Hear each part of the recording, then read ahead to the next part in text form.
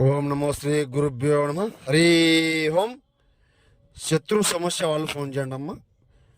శత్రు సమస్యలు, శ్మశాన వాటిక క్షుద్ర పూజలు, శ్మశాన వాటిక పూజ, శత్రు బలి, శత్రు దండనం, కాళికాదేవి దుష్ట కలహం, బేతాళదేవ దుష్ట కలహం.